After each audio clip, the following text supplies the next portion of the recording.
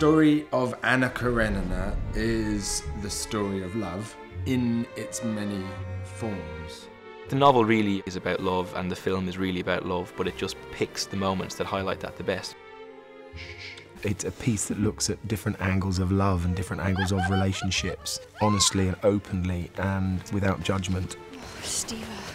The books are studies on the human condition, and that takes in the positives and the negatives. It's a very sophisticated soap opera, set in a time more valorous and chivalrous than our own, and more passionate, in a more passionate place than our own. Our main story is a love triangle between Anna Karenina, who's married to successful politician Alexei Karenin. She's a rich society woman and falls in love with a dashing young cavalry officer. They have a child, they are well off, they have a certain place in society, and she is the perfect, dutiful wife. And it's more like a sort of bolt of lightning from the outside world, opens her eyes to another way of living, another way of loving, and another way of being. Oh God, oh forgive me, that's the end of everything. The story with Anna is that she's unable to see what's right in front of her face, and it's the tragedy of her in a way, particularly with that kind of relationship with Karenin. She's unable to recognise the love that he does actually feel for her. Tell me what I did to deserve this.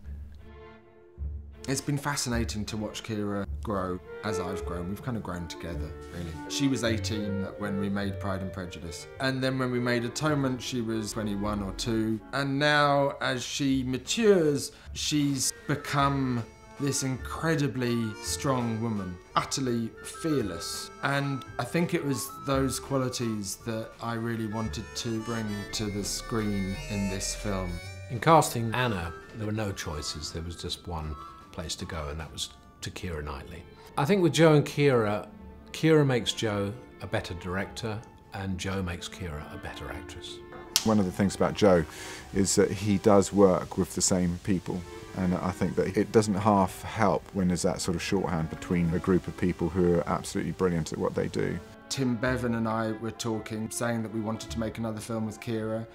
And I was quite keen to make another romance, really. Possibly making a third movie in the same series, as it were. You know, Pride and Prejudice, Atonement, Anna Karenina. And I said, you know, I know that Keira wants to do Anna. So I read the book. I remember reading it when I was a teenager, although Joe Wright remembers me reading it on the set of Atonement. I don't know who's right, but yeah, I read it at some point when I was younger than now. And it's quite strange with this piece because the whole process has been completely different from any other of the films that me and Joe have done together. I think, you know, before he was much more sort of basing it in reality, and so the homework would have been to go away and really look at the period, what was going on politically, socially at that time.